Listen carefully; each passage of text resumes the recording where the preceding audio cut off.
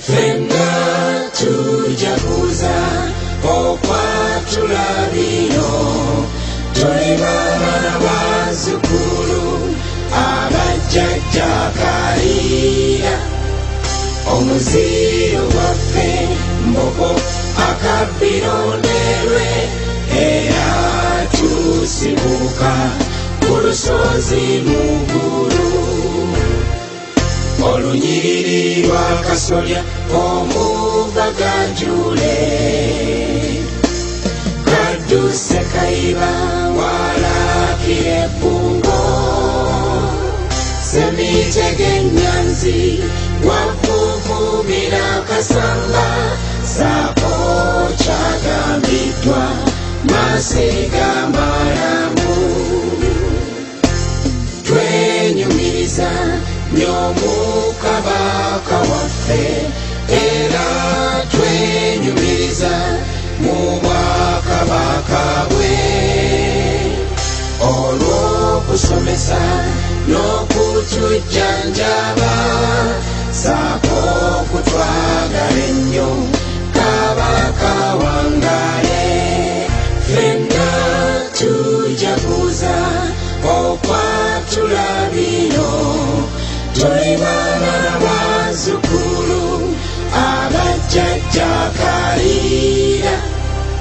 Omuziro gwaffe Mbogo akabbironderwe, era tusibuka ku lusozi Mugulu. Twenyumiriza ate nga tujaganya, olw'obuyiya n'obutetenkanya. Katonda waffe bwe yawa jjajja Kayiira mu lugendo lwabwe olwazza Kimera. Kabaka Kimera yakoowa mu lugendo, Obuganda bwonna ne buyongobera. Jjajja waffe bwe yalaba kino, yayiiya mangu Kabaka Kongojje.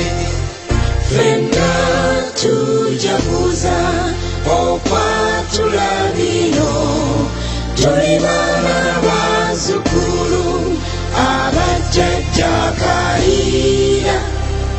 Omuziro gwaffe Mbogo akabbironderwe, era tusibuka ku lusozi Mugulu. Tulimujjukira olw'olusozi Mugulu lwe twafuna olw'okuyiya kwe. Yazuula ekide Cuucu yasanyuka, era n'awaba Embogo olusozi Mugulu.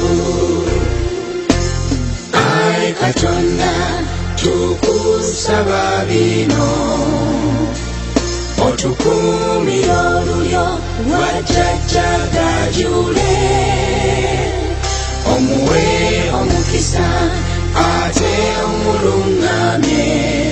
Ffenna tukuŋŋaanye Mbogo tube bumu. Ffenna tujja kuza okwatula bino, tuli baana bazzukulu abajjajja kaliira. Omuziro gwaffe Mbogo akabbironderwe, era tusibuka ku lusozi Mugulu.